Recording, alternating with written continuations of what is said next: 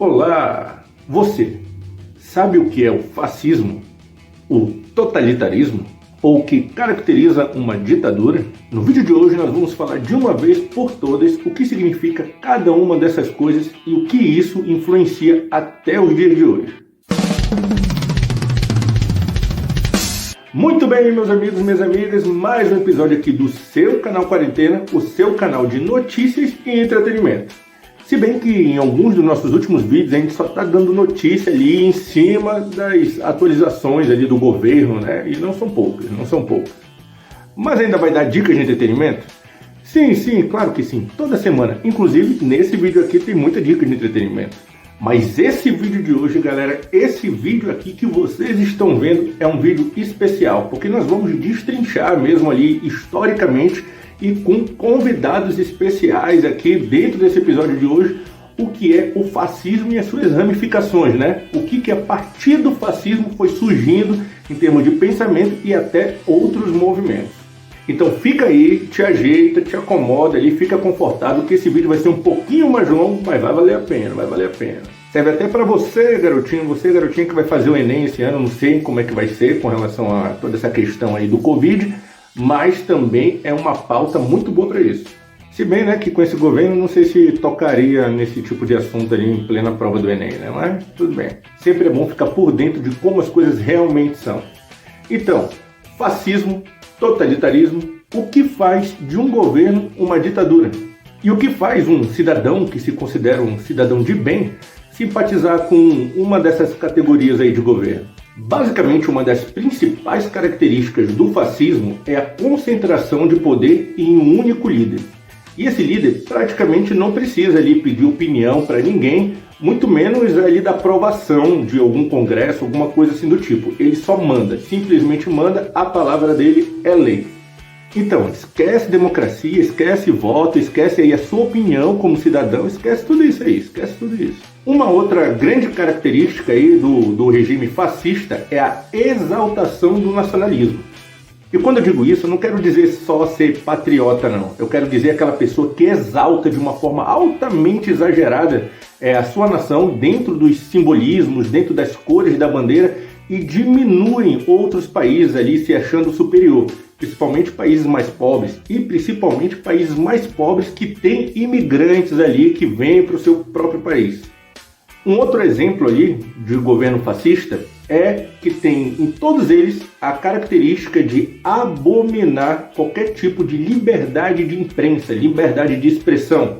Tanto rádio, quanto jornal, quanto TV, qualquer um desses meios de comunicação que possam de algum jeito falar mal desse tipo de governo, que possam implementar qualquer tipo de ideia contra o seu líder máximo.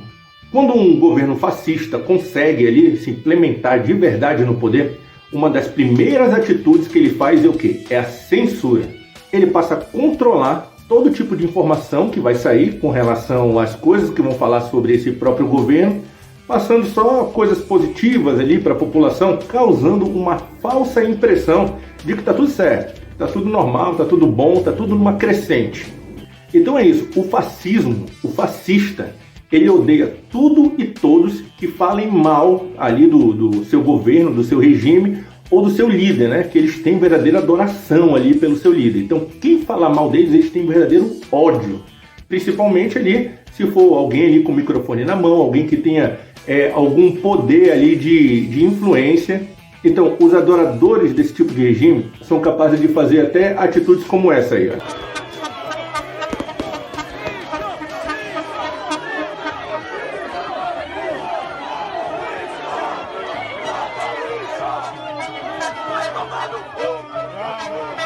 Quando um governo fascista chega no auge da sua consolidação, tudo que é contra eles é combatido com terror, com violência, com tortura e até chegar à morte, né?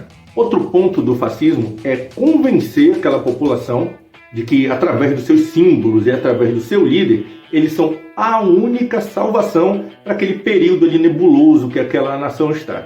Eles sempre se apoiam em um país, né, em uma nação que estão economicamente quebrados. Então eles passam ali essa essa impressão de que eles são a salvação, e não tem para onde correr, tem que ser eles, entendeu? Então eles se colocam como os heróis, os salvadores, colocando aquela falsa aura de Messias até.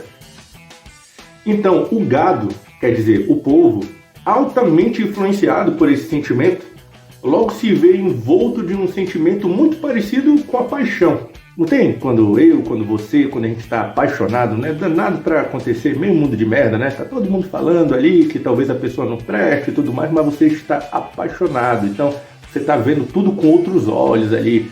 Então, você está tipo enfeitiçado, né? E tal, assim, por aquele sentimento, por aquele negócio ali. Sim, por favor, eu te amo! Eu te amo! Eu te amo! Eu te amo! E pode chegar até a cometer várias e várias atitudes idiotas. Então, esse rebanho, quer dizer, essa população, chega a ver esse líder aí, que é imposto, esse líder que é colocado, essas pessoas veem eles com olhos de pessoas apaixonadas, entendeu? Olha só como Mussolini era de verdade. Mas olha como as propagandas ali faziam com que os moradores da Itália naquela época vissem ele. E por falar em Mussolini, né? Então a gente vai ali contar agora a história do início mesmo ali do fascismo, onde tudo começou. Na Europa, após a Primeira Guerra Mundial, vários países ficaram verdadeiramente devastados. A Itália foi um deles, foi um dos que mais apanhou ali na Primeira Guerra Mundial por várias escolhas erradas, mas isso aí já é um tema para outro vídeo. Mas é isso, estava acabada economicamente, a população ali estava revoltada. Foi quando surgiu justamente esse que eu acabei de falar agora, Benito Mussolini, que criou o Partido Nacional Fascista. Vejam que quase sempre, né, tem essa questão aí do nacional, né, para justamente pegar essa pessoa aí que está quebrada, que está sem esperança e tudo mais, para dar assim uma nova esperança para ela, de que as coisas vão mudar, de que a nação ali agora com esse novo partido vai para cima, vai acabar com tudo que estava acontecendo de errado.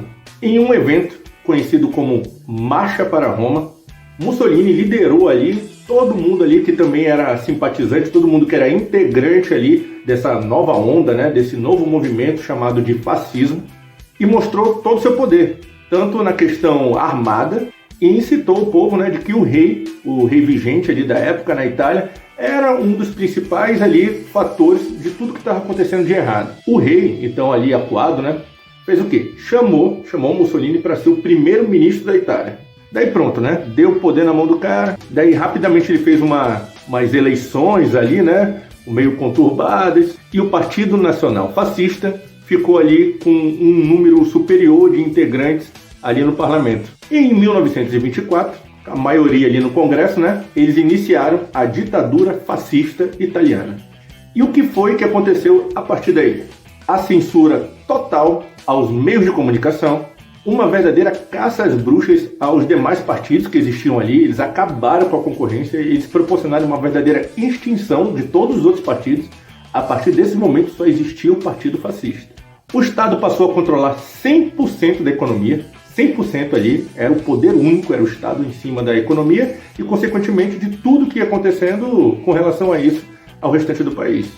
E eles também proporcionaram o fim, acabou ali qualquer tipo de sindicato, qualquer tipo de organização sindicalista que lutava ali pelos direitos do trabalhador. Então o trabalhador comum, ele passou a não ter direito nenhum, zero de direito. O fascismo, galera, é a mãe de todo o governo autoritarista e centralizador que viria depois disso. Todos ali com alguma modificaçãozinha lá, outra aqui, mas todos têm a mesma base ali do fascismo. Todos eles compartilham ali daquela mesma receitinha de bolo para poder chegar no poder e poder conquistar as massas, né? Fazendo, na maioria das vezes, uma verdadeira lavagem cerebral à população que já está revoltada por vários motivos, né? Tanto na educação, quanto na saúde, quanto na economia. Todos eles veem aquilo ali como se fosse a única escapatória. E passam a ter verdadeira idolatria a esse líder. E esse líder, por sua vez, que chegou ao poder pelos métodos mais sórdidos e que costuma praticar métodos mais sórdidos ainda para se manter no poder, ele sai propagando ali fortemente, né, a sua linha de pensamento à base da força e da punição de quem for contra ele. Então, influenciado aí pelo fascismo do Mussolini, logo ali na Alemanha, né, um carinha aí que todo mundo conhece, que foi Adolf Hitler, implementou o nazismo.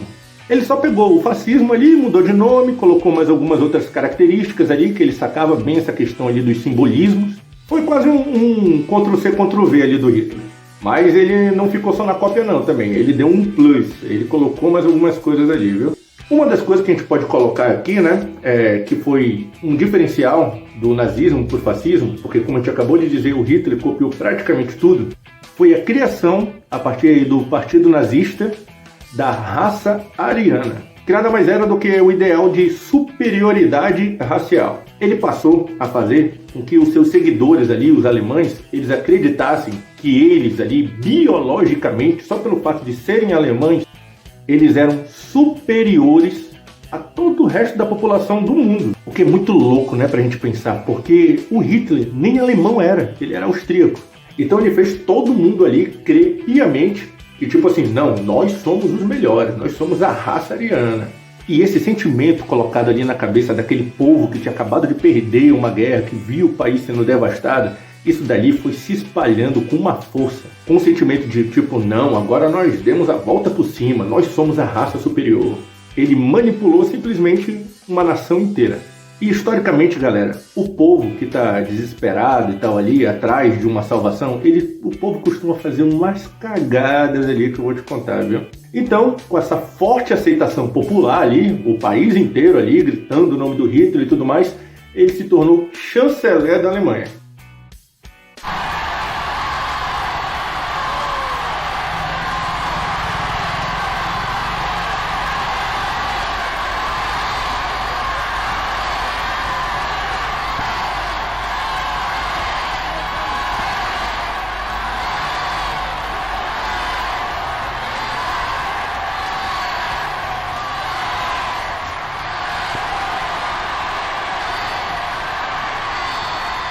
Então, uma vez colocado no poder, assim como Mussolini, né, que Hitler acabou se inspirando também, uma vez no poder, então foi implementada a ditadura nazista. Vocês percebem aí como em nenhum momento da história, em nenhum momento, a ditadura pode ser considerada, assim, algo legal? Todos esses caras ali que se viram, né, tipo, o líder de tudo, o líder da porra toda. Todos esses que chegaram ao poder total foram capazes de cometer as maiores atrocidades. E o povo, por incrível que pareça, ia deixando, sabe? Ia deixando as coisas acontecerem. O importante era, tipo assim, a economia melhorar, eles terem dinheiro ali para comprar carne, para comprar o pão e tudo mais. Não importa os métodos que esse líder iria utilizar para que o povo pudesse melhorar ali a sua questão financeira. E de contrapartida, a expansão do comunismo lá na Rússia ia deixando com muito medo as famílias burguesas ali, tanto da Alemanha quanto da Itália. Então eles passaram a financiar fortemente ali, tanto o fascismo quanto o nazismo, com medo que a ideia do socialismo pudesse se implementar ali, né? E pudesse voltar aos sindicatos, o trabalhador voltar a ter direitos e tudo mais. Porque o Hitler, né, galera, assim como o seu crush lá, o Mussolini, também acabou com qualquer tipo de sindicato lá na Alemanha. Uma outra coisa, galera, que tanto o fascismo quanto o nazismo tem ali como característica é o ódio total por qualquer relato histórico, pela história mesmo em geral, ou qualquer coisa, né, qualquer dado ali científico e tudo mais, que descredibilize o seu regime. Qualquer livro, qualquer autor que pudesse de alguma forma se opor, né, a todos os conceitos que eles estavam espalhando ali. Então, quando Adolf Hitler criou ali o Terceiro Reich, uma das primeiras atitudes dele foi pegar tudo e qualquer tipo de livros que poderiam de alguma forma ser contra ali a linha de pensamento que ele queria colocar na cabeça de cada um cidadão alemão. O filme, A Menina que Roubava Livros, fala justamente desse período aí. Your first book. Are you sure this is yours? It wasn't always mine. E galera, como eu disse aqui no começo do vídeo, né, nós estamos cheios de convidados hoje, né? Pessoas ali que são estudiosas aí do assunto, desse assunto que eu estou trazendo para vocês, e que pode trazer de uma maneira até melhor do que eu, né, dados e conceitos sobre essa questão aí do fascismo, suas características. Então, o primeiro convidado de hoje é o professor doutor sociólogo Breno Alencar, que vai trazer para vocês aí sobre essa visão aí de um estudioso, o que realmente é o fascismo e tudo que envolve ali as pessoas que seguem esse tipo de doutrina. E aí, Luiz e a galera que acompanha o canal Quarentena, como vão? Fui convidado aqui para falar sobre o fascismo. Gente, o fascismo é uma ideologia política, ultranacionalista, de direita, autoritária e caracterizada principalmente pelo desprezo à democracia eleitoral. Embora a gente saiba que todos os fascistas e partidos fascistas, o que pode ser incluído aí o nazismo também, chega ao poder por meio das eleições. Essas eleições, em geral, nos contextos onde o fascismo se desenvolve, né, chegou ao poder, são baseadas em fortes propagandas de perseguição às minorias e também a elementos conspiratórios. Tá? O fascismo é um fenômeno que se traduz também em forte apego a uma tradição inventada, né? A perseguição a esses inimigos imaginários e ao uso da força como estratégia política. E assim, todo fascista, né, tem como referência um líder autoritário, cujas arbitrariedades são ignoradas e tomadas como solução para o estabelecimento de uma determinada ordem social imaginada e sob comando de um partido único. Acho que todo mundo aqui já ouviu falar de Benito Mussolini e também de Adolf Hitler, e eles são a principal expressão desse movimento no mundo e que não acabou, né, com o final da Segunda Guerra Mundial. Né? Ele permanece porque não se trata de pessoas. Né? O fascismo ele é uma ideologia e, portanto, ele se espalha através do tempo e a gente pode perceber, por exemplo, as suas manifestações atualmente. Abraço. Pois é, pessoal. Então, uma vez implementado, já ali consolidado, tanto o fascismo quanto ali o seu filho, né, a gente pode chamar assim, que é o nazismo. Então, pessoal, uma vez que eles se tornaram os donos ali, né, de qualquer tipo de imprensa, qualquer tipo de meio de comunicação, eles investiram pesadamente ali com relação à propaganda e à manipulação em massa. O ministro da propaganda ali do nazismo, Joseph Goebbels, ali um dos braços direitos do Hitler, era especialista nesse tipo de coisa. Então, usando desse método aí, né, de propaganda maciça, tanto o Hitler na Alemanha quanto o Mussolini lá na Itália, eles se colocaram ali para a visão popular ali como os caras ali no Olimpo mesmo, né? Verdadeiros deuses, verdadeiros heróis, verdadeiros mitos. Nesse tempo, galera, não tinha Twitter, não tinha nenhuma dessas redes sociais. O pessoal não tinha um telefone na mão, né, com uma câmera que poderia filmar, poderia tirar foto ali a qualquer momento de um desses líderes. Então, o povo, em geral, né, a grande maioria ali, não sabia, por exemplo, que o Hitler era um cara baixinho, que não aguentava um soco. Eles só assistiam uns vídeos ali, daqueles discursos acalorados dele, onde normalmente a câmera estava posicionada de um jeito que ele parecia até maior do que ele era. Então tudo aquilo ia seduzindo as pessoas, né? E atraindo cada vez mais elas ali em prol daquele pensamento do cara. Nós vamos obter uma solução total para a questão judia. O programa é claro.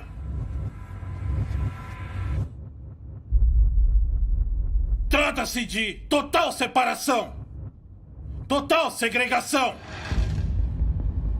Não apenas significa a exclusão dos judeus do sistema econômico alemão, mas muito mais.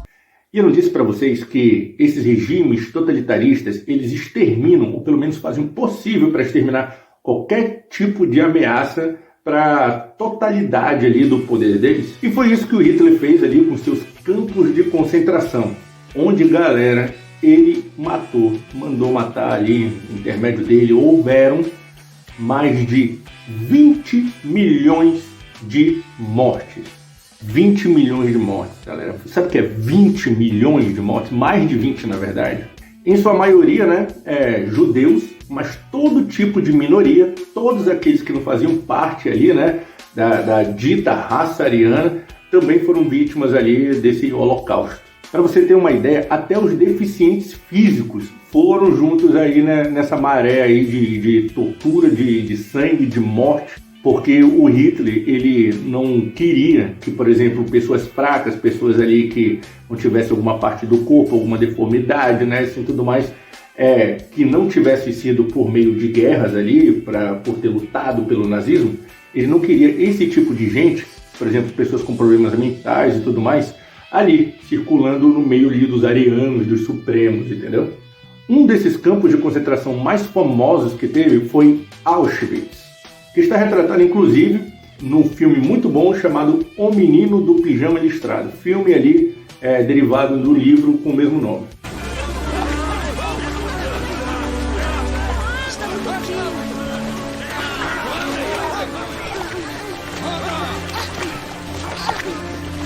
Uma das dicas aí de literatura que a gente dá para vocês é o livro Auschwitz, Os Nazis e a Solução Final, de Laurence Reis. Tem também uma edição da revista super interessante, que é muito boa, se vocês procurarem na internet aí vocês acham, que o título dela é Auschwitz, Por Dentro da Fábrica de Matar. E vale também muito a pena, galera, dar uma lida no livro Os Anjos Bons da Nossa Natureza. Esse livro, galera, ele te ajuda a entender a obediência que o pessoal ali daqueles exércitos, que aquelas pessoas que seguiam esses governos aí, tanto o nazismo quanto o fascismo, como que eles obedeciam cegamente ali a esses líderes. Ou vocês nunca se perguntaram assim, não, será que a galera ali não estava percebendo que aquele negócio era uma coisa do mal, não? Por exemplo, se imaginem, se vocês fossem um soldado, e fosse mandado ali chegar numa casa ali e matar todo mundo ali de uma família, pai, mãe, filho, todo mundo que estava ali, só pelo simples fato dele ser judeu, você iria? Pois é, como eu disse, muitos desses soldados aí, muitas dessas pessoas que cometiam verdadeiras atrocidades em prol do movimento, né, em prol do bem maior, essas pessoas aí, vocês sabiam que eles se consideravam cidadãos de bem. Aí daí você pode pensar, mas essas pessoas aí que seguiam esse tipo de líder, né? Essas pessoas aí que seguiam cegamente uma pessoa, isso aí é negócio ali da Primeira Guerra Mundial, até da Segunda Guerra Mundial, ali e tudo mais. Hoje em dia não tem mais. Será? Galera, quero que vocês saibam que o mundo inteiro, até o dia de hoje, nós estamos em 2020, o mundo inteiro é cheio de pessoas que tem tendências a seguir esse tipo aí de governo, esse tipo de doutrina. Vocês já ouviram falar nos neonazistas? Então, os neonazistas são o quê? São grupos, são facções ali de pessoas que até hoje pensam, acreditam, têm aquela fé que o regime do nazismo era o que estava certo. E não precisa ir muito longe, não. Eu não vou dar o exemplo ali dos grupos que tem na Irlanda, nos Estados Unidos, nesses grupos que tem na própria Alemanha, na Itália. Não vou nem ir para aí, não. Vou falar aqui do Brasil mesmo. Aqui no Brasil tem os carecas do ABC, tem os White Power, os carecas do Brasil, os soberanos da Revolução, entre vários outros grupos aí neonazistas. E essa galera aí todinha, pessoal, essa galera aí todinha tem dentro ali da sua conduta todos ali os itenzinhos ali provenientes do fascismo. O preconceito de raça, de gênero, a imigrantes, o uso da violência, o patriotismo extremo. Vocês estão entendendo? Vocês estão entendendo?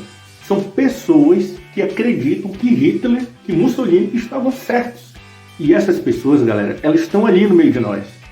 Vocês vão comprar um pão e tal ali na padaria pode ter alguém que pense desse jeito. Agora bora refletir. Essas pessoas aí, vocês pensam que elas votaram em quem? E galera, e algo tão grande e tal ali assim, né? Que movimentou verdadeiras massas ali nesse período da Europa, com certeza teve uma influência geográfica, né? Na história da humanidade mesmo. Tanto é, como eu acabei de dar exemplos, que tem grupos ali, aqui no Brasil até hoje, que ficam ali se movimentando, fazem reuniões, eles pregam muito e tal, ainda hoje, todas essas questões ali, todo esse culto de combate às minorias. Então vocês veem aí, né, que isso se espalhou ali para o mundo todo, né? Não ficou ali só na Europa não. Geograficamente isso daí tomou conta, essa linha de pensamento, todos esses exemplos ali. Então, para falar um pouco melhor sobre essa questão geográfica aí do fascismo, eu trago agora o nosso segundo convidado, que é o professor de Geografia, David Herege. Então ele vai dar uma palavrinha para vocês. Salve galera do canal Quarentena. Então, o fascismo surge na Itália na primeira metade do século XX, liderado por Benito Mussolini. Os ideais fascistas ganham tamanha dimensão, tamanha força que passam a servir de referência para outros países, sobretudo na Europa, como Lituânia, Croácia, Hungria, e temos aqueles que são mais conhecidos, né, como em Portugal, que nós temos o salazarismo, vamos ter na Espanha o franquismo e na Alemanha o nazismo liderado por Adolf Hitler.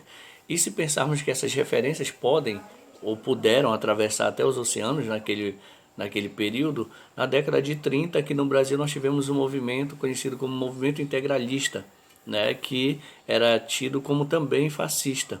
E esse movimento era liderado por Plínio Salgado e tinha um slogan que era Deus, Pátria e Família, né? Se te lembrar alguma coisa da atualidade aí, talvez não seja mera coincidência, tá? Abraço, Luiz, valeu. Então, pessoal, dentro aí da opinião do nosso segundo convidado, vocês viram, né, o tamanho das proporções que o regime fascista ali do Mussolini pôde alcançar, né?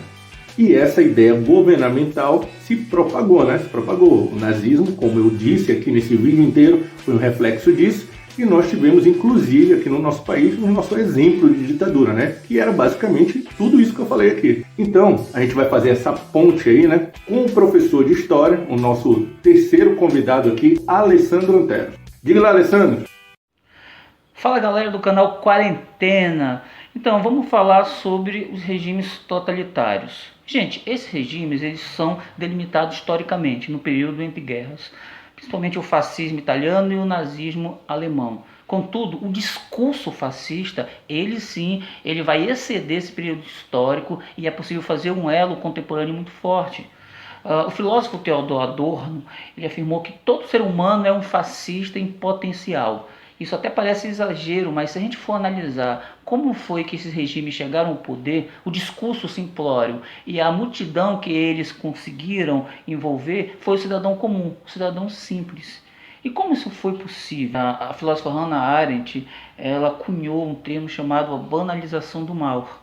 Então, esse termo ela usou exatamente durante o julgamento de Eichmann em Jerusalém, um nazista que foi finalmente preso nos anos 60. Então, ao analisar o julgamento, analisar a figura de Eichmann, ou seja, um líder nazista, descobriu que ele era uma pessoa absolutamente normal. Ou seja, o mal, ele não era algo caricaturado, ou seja, algo extraordinário. Ele era uma pessoa extremamente normal.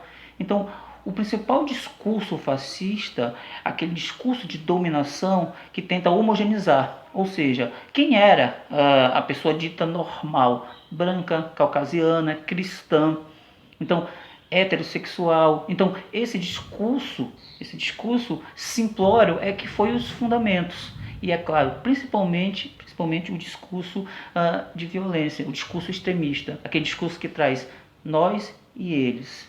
Então, qual é o elo que a gente poderia fazer com esse discurso fascista e com a sociedade contemporânea como o nosso país?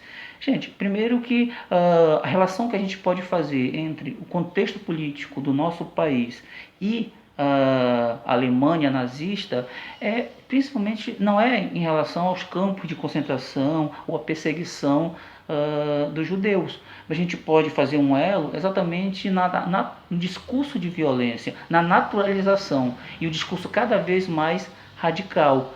Então a gente vê essa postura se radicalizando cada vez mais na sociedade de hoje. Então isso é extremamente perigoso. Então, no vídeo de hoje a gente já deu aí alguns exemplos aí, né, de filme e de livros também, que vocês podem ficar mais por dentro aí desse assunto. E agora eu vou dar uma outra dica de filme e desse eu vou falar de um jeito um pouquinho mais profundo ali dele. Porque, galera, não tem ainda, pelo menos eu não conheço ainda, se vocês conhecerem, deixem aqui nos comentários aí algum outro filme que fale tão bem e que exemplifique tão bem com relação a como a semente do fascismo pode crescer de onde a gente menos espera.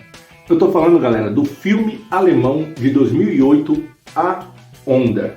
O filme se passa, galera, ali na Alemanha, né, numa escola ali de ensino médio, onde o professor Rainer tem ali a incumbência, né, de passar para os seus alunos durante uma semana aulas sobre autocracia. E o que é autocracia? O que é o regime autocrático?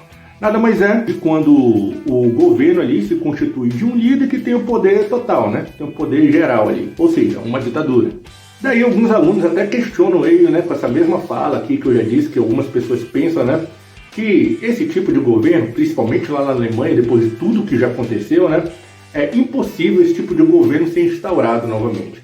E eles, os alemães ali, eles já superaram esse tipo de coisa. Isso jamais voltaria a acontecer de novo. E instigado com relação a isso, o professor ele faz um experimento lá na sala de aula. Eu sei que pode parecer um pouco estranho para vocês. Mas por que não fazer algo novo para variar? Hã? Então, o professor ele faz essa experiência aí, né? Ele faz essa simulação com os alunos. Durante uma semana, ele iria criar o seu movimento autocrático ali, né? A sua mini ditadura ali dentro do colégio, para os alunos verem como é que funciona o negócio. Ele, o professor, seria o líder e todos os outros alunos ali da classe dele fariam parte desse movimento, fariam parte da mesma causa, da mesma corrente, da mesma onda. Então, já foi dado, né, esse nome aí pro movimento, pronto, já tinha uma cara, já tinha ali do que ser chamado, né, a onda. E tudo que tinha ali na frente, a onda levava. Esse era o lema deles. E a maioria esmagadora ali dos alunos ficaram fascinados por essa ideia. Conforme os dias iam passando, né, conforme as aulas iam acontecendo, cada dia mais eles iam ficando fascinados por essa ideia, né, de fazer parte de algo realmente. Principalmente aqueles alunos ali que não eram os mais populares, agora eles se viam no mesmo ambiente daqueles que eram mais populares, aquele cara lá que era o esportista, aquela menina lá que todo mundo queria ser. Os outros, os que eram mais excluídos, se viram, poxa, agora eu faço parte de algo que eu tô ali sendo importante, eu tô no meio ali de um objetivo, né? Antes eu não tinha objetivo, agora eu tenho. A gente quer saber se pode mudar para a aula de autocracia do Sr. Wenger, sabe? Agora mesmo, se for possível. Vocês percebem o fascínio que isso vai acontecendo, vai gerando na cabeça das pessoas? Então, galera, o ser humano, ele tem essa necessidade, essa carência de fazer parte de um grupo, de fazer parte de algo. Então, as pessoas ali que não têm a cabeça no lugar, que não têm base histórica, que não têm pensamentos formados ali por elas mesmas, ou então que são só mau caráter mesmo, elas têm uma facilidade enorme de ser influenciadas aí por esse tipo de discurso. O professor, que até então era só tipo um professor legal ali do colégio, ali, amigo dos alunos, a partir desse momento, ele passa a ser chamado de Sr. Wenger. E faz questão disso, de demonstrar ali esse cargo dele, e até briga com os alunos que não o chamam de Sr. Wenger. E daí pra frente todo mundo já fica naquele costume, né? Sr. Wenger. Eles que não usavam uniforme ali na escola, cada um usava o que bem entendesse, agora eles passam a usar o uniforme. Está certo, mas eu quero sinais visuais. Lisa? Pelas roupas, Sr. Wenger. Muito bem. Uma maneira igual de se vestir. Podemos dizer uniformidade. Uma camisa branca para identificar quem era da onda. Igual essa aqui. E agora, devidamente uniformizados e fazendo parte ali, né, do grupo autoproclamado A Onda, faltava para eles o quê? Faltava para eles um símbolo. Então eles criaram esse símbolo aqui, ó. Esse é o nosso símbolo. Legal. A gente vai passar pela cidade que nem uma onda.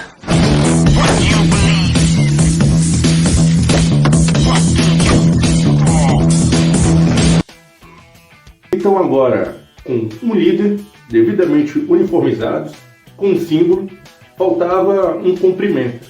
Então eles criaram esse comprimento aí, ó.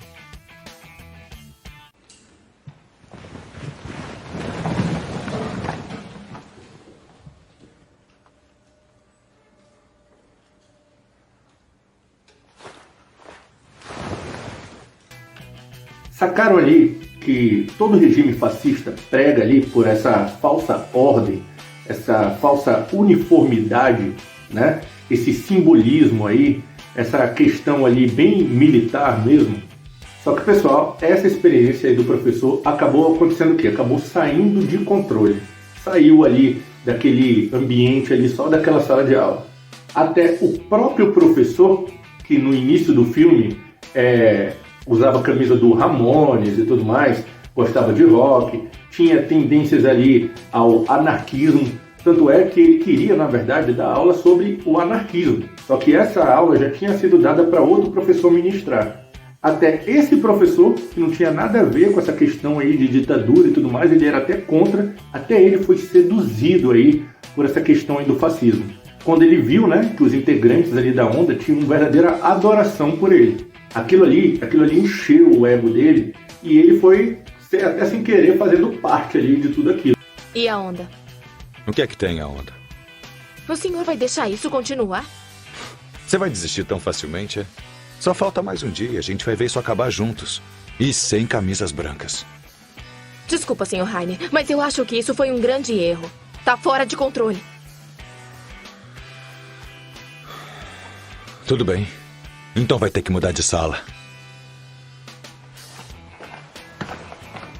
Esse negócio da onda me transformou, Sr. Wenger. Eu amo a Caro. E mesmo assim eu bati nela.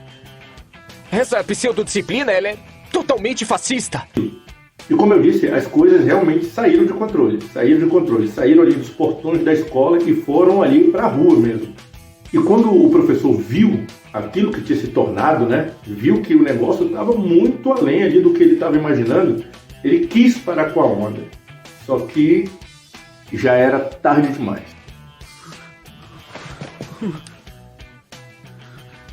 A onda era minha vida.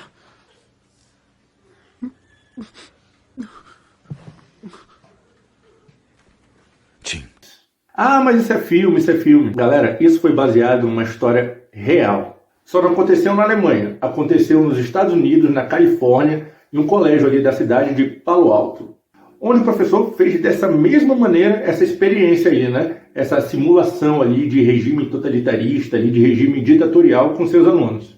E começou a sair de controle também, né? Todos os alunos que faziam parte daquele movimento ali fictício foram começando a pegar propriedade, a pegar gosto sobre aquilo e começaram inclusive a coagir quem não queria fazer parte desse movimento que eles estavam lá, chegando a usar de violência com essas pessoas, mostrando, né, nessa maneira, como mesmo em meio a uma sociedade democrática, o fascismo, ele pode plantar ali a sua semente e pode crescer de uma maneira assustadora. Então, para falar um pouco melhor, inclusive, sobre esse tipo de pensamento, esse tipo de doutrina, sobre o que passa ali na cabeça de uma pessoa que flerta com o fascismo, eu trago para vocês agora o nosso quarto e último convidado de hoje. O cientista social e político, doutor em políticas educacionais, Jefferson Alves.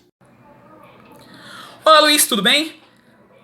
Satisfação enorme estar participando aqui do teu canal, onde a gente vai estar tratando um pouquinho sobre o fascismo, movimento esse analisado e refletido pelo escritor e filósofo italiano Umberto Eco.